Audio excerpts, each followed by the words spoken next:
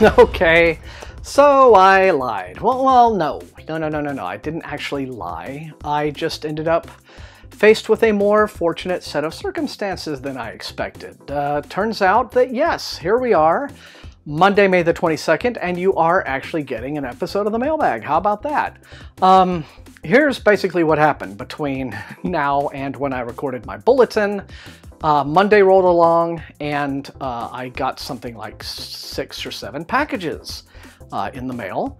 And then I got a couple the next day, and I realized to myself, hey, this is enough to do an episode of the Mailbag. So I am actually recording this one on the afternoon of Tuesday, May 16th, before I am due to leave for Pittsburgh for the Nebula conference. So hooray! Looks like you're going to get to see some books after all.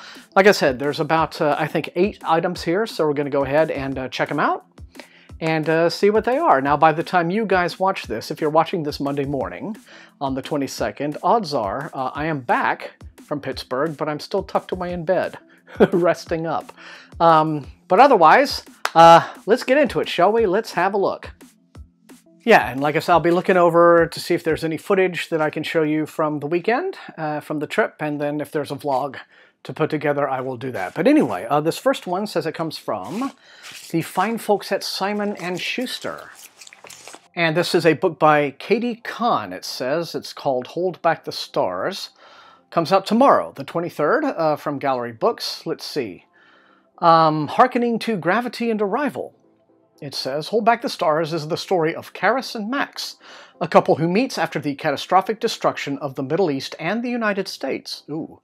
Europe has become a utopia, and every 3 years the European population must rotate into different multicultural communities, living as individuals responsible for their own actions. Okay, well, it's arguable whether or not any country where you're forced to do anything like that would be a utopia, but here we go. It says, while living in this paradise, Max meets Karis and immediately feels a spark of attraction, but quickly realizes, however, that Karis is someone he might want to stay with long term, which is impossible in this new world. I guess because they're getting shuffled around a lot. Anyway, weaving timelines of the couple falling through space between treasured memories of their life on a utopian Earth, the connections between their time together on the planet and their present dilemma reeling through the galaxy become clear. Were they suddenly, like, trapped in space or something? When their air ticks dangerously low, one is offered the chance of salvation, but which? As Katie Kahn shows us, even traversing through space and time, the choices we make change the fate of everyone around us. Kind of an odd synopsis, because suddenly it's like, are they... okay, yeah. Well, it just says they are, in fact, for some reason, trapped in space. So I guess they take a space vacation or something. Something causes them to end up in space, where they end up trapped, and they have only 90 minutes of oxygen left to live. None of this was supposed to happen. After a freak accident, Karis and Max are left adrift, with nothing to hold on to but each other. As they fall, they can't help but look back at the world they left behind, and then only one of them can apparently survive. Alrighty. Okay, well, sounds like sort of a mishmash of various ideas. Gotta admit, the synopsis wasn't very clean in terms of making the general plot all that clear. But who knows? I mean, the story could be interesting, at the very least, right? Okay, so tomorrow, Hold Back the Stars, May 23rd, from Gallery Books by Katie Kahn. And next up we have this book here. This is from Crown Publishing. It's Paradox Bound. The author is Peter Clines. He's the author of books like The Fold and the Ex-Heroes series. This one comes out on September 26th. It says, Clines continues to move away from strictly geeky territory into a more accessible space, okay? Don't worry, though. Paradox Bound has all the twisty plotting, snappy dialogue, and plain old fun that his readers have come to expect. All right, then. A Master of the Mashup. Clines brings us a novel that combines time-traveling hijinks with a conspiratorial plot spiraling through American history. Think Doctor Who meets National Treasure. I don't want to think of Nicolas Cage as Doctor Who. I'm sorry, he's not the Doctor, ever. Alrighty, all delivered, it says, in engaging prose that puts him in the same league as heavy hitters like John Scalzi and Ernest Cline. Okay, well, Eli is willing to admit it. He's a little obsessed with the mysterious woman he met years ago. But come on, how often do you meet someone who's driving a 100-year-old car, clad in Revolutionary War-era clothes, there we go, Thomas, wielding an oddly modified flintlock rifle? Someone who pauses just long enough to reveal strange things about you and your world before disappearing in a cloud of gunfire and a squeal of tires. So when the traveler finally reappears in his life, Eli is determined that this time he's not going to let her go without getting some answers. But his determination soon leads him into a strange, dangerous world and a chase not just across the country, but through 100 years of history, with nothing less than America's past, present, and future at stake. Okay then, well, that is Paradox Bound. And it's coming out from Crown Publishing on September 26th by Peter Klein.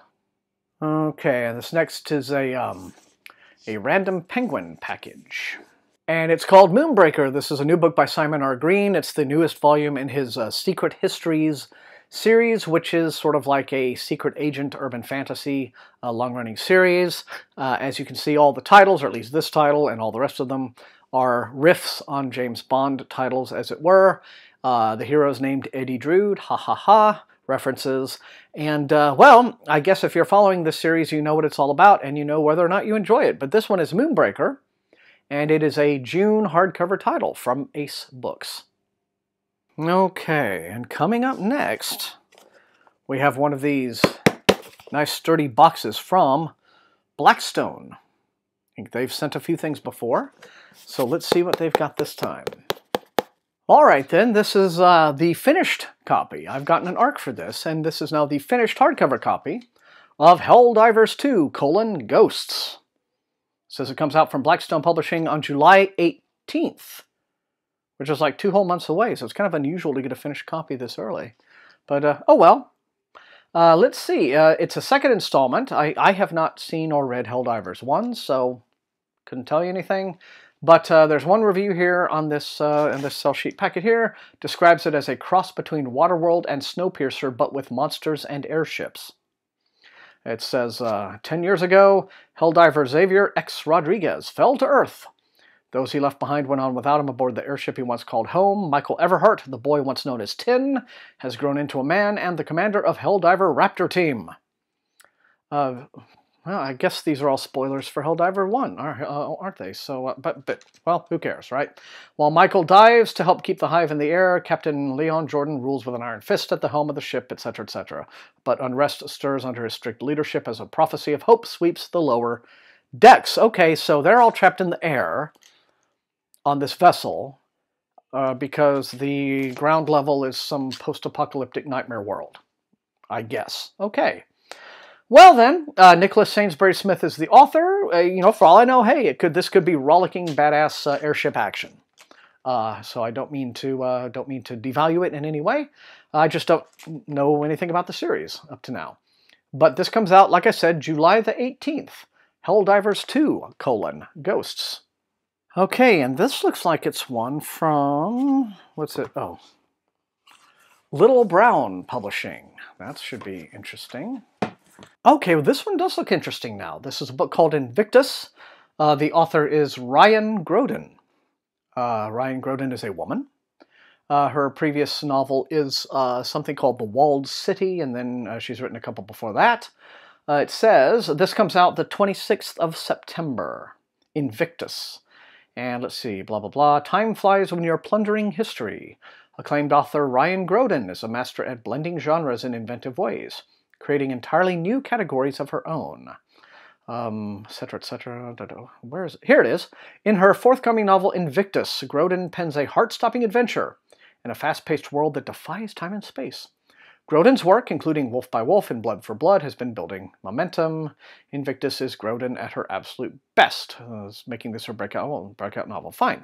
But here we go. Faraway Gaius McCarthy was born outside of time. The son of a time-traveling recorder from 2354 AD and a gladiator living in Rome in 95 AD, Far's birth defies the laws of nature. Exploring history himself is all he's ever wanted. And after failing his final time-traveling exam, Far takes a position commanding a ship with a crew of his friends as part of a black market operation to steal valuables from the past.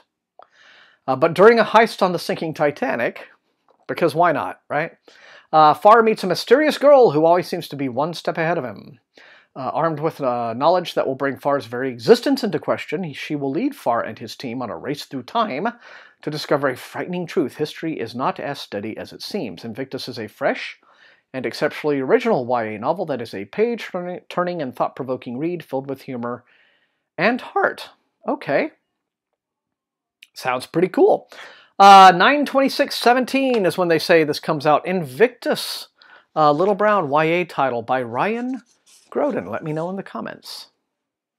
And we follow that one up with another YA. This is from Crown Publishing again. Random Penguin imprints. But this is a YA, like I said. It's called Nixia. The author is Scott Reintgen. Reintgen, so I guess that's right. This one comes out September 12th. A lot of September titles today. It's a debut sci-fi thriller that combines the non-stop action of The Maze Runner and the cutthroat competition of The Hunger Games with the high-stakes space setting of Illuminae. Okay, so that's how you market, that's how you pitch YA these days. You pick bestseller A, bestseller B, bestseller C. This book just kind of blends them all together so you get one big chunk of awesome that's just as good as all of those, right? Yeah, that's how you do it. You pitch books in terms of other best-selling books. But let's see what this one's all about. Emmett Atwater isn't just leaving Detroit, he's leaving Earth. Why the Babel Corporation recruited him is a mystery.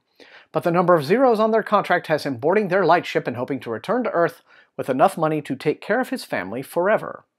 Before long, Emmett discovers that he is one of 10 recruits, all of whom have troubled pasts and are a long way from home. Each recruit must earn the right to travel to the planet of Eden, a planet that Babel has kept hidden, where they will mine a substance called Nixia that has quietly become the most valuable material in the universe. Okay. But Babel's ship is full of secrets, and Emmett will face the ultimate choice: win the fortune at any cost or find a way to fight that won't compromise what it means to be human. Okay, cool. All right, so September 12th, so I guess the idea is this kid signs a deal thinking that, he'll be made for life, and then it turns out to be, really not quite, there was fine print that he didn't read, and it all turns into big trouble. So, could be kind of exciting. Well, I guess you'll find out September 12th. Scott Reintgen, debut novel Nixia. And the last package this week comes to me from the wilds of Canada. This is from Cheezine Publications. Very excited about this. And you'll find out why in a minute. All right, you might remember that I had said before that I was thinking ahead and trying to plan ahead for what my books might be for this year's Halloween series of reviews, because I had so much fun doing that last year, and I'm going to repeat the cycle this year, I think. And so Cheezine Publishing did the fantastic book Experimental Film, and they do lots of really good horror, and this is one of them. This is a new one. It's called Mariah. The author is Daniel Mills, and there's no sell sheet, so I'll just read it here. I can read it like this. Hold it like that. It says, "Enter the spirit cabinet. Silas Flood is a broken man in a broken country. 9 years have passed since the end of the American Civil War, and Flood is helpless to escape its shadow. In the summer of 1874, he is dispatched to the mountain village of Mariah, Vermont, to investigate sensational claims of supernatural happenings.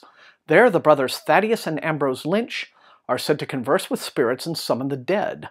As Flood investigates the true nature of these phenomena and the difference between the hauntings of the living and the dead, he must first come to terms with his own past and with the hold it has upon him before he can behold the mysteries of the other side."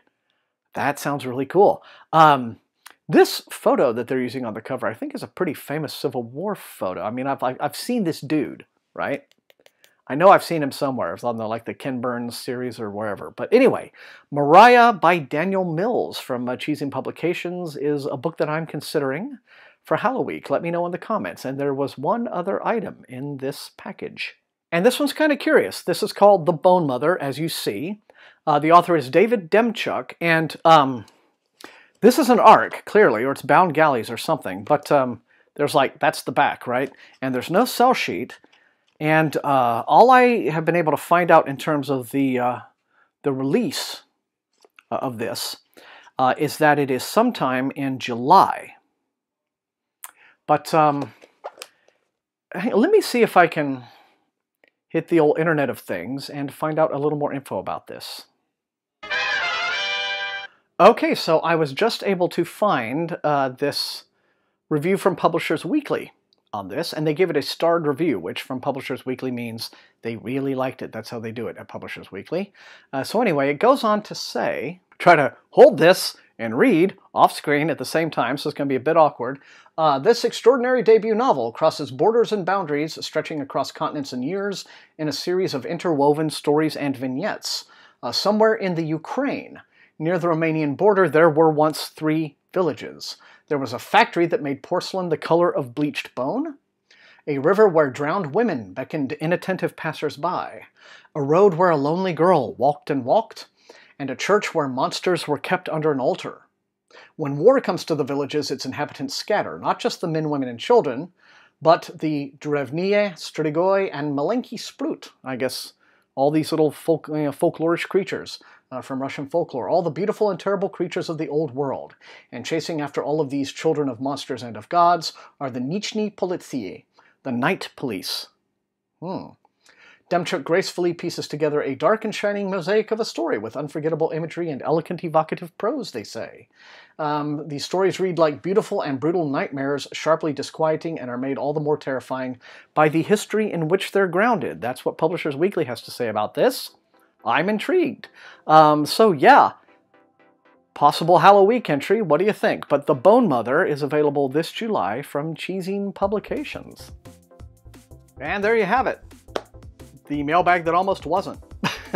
Or the mailbag that you got to see some of before you actually thought you were going to get to see it. Because, yeah, not bad for 2 days worth of mail, I would have to say. So, you know the drill. Light up the comments. Let me know which of these looks most interesting and exciting to you, which you would like to see me prioritize for review. Otherwise, if you enjoyed watching, please hit the like button, share the video far and wide with all of your SFF reading friends, and above all, please subscribe. If you have not yet done so, that's how the channel grows. If you'd like to support me on Patreon, I very much appreciate that. All of my recruits in Wink's army get to watch all my videos a day early. And I thank all of those people for their generous support, and I thank all the rest of you for being viewers. And other than that, until I see you next time, happy reading.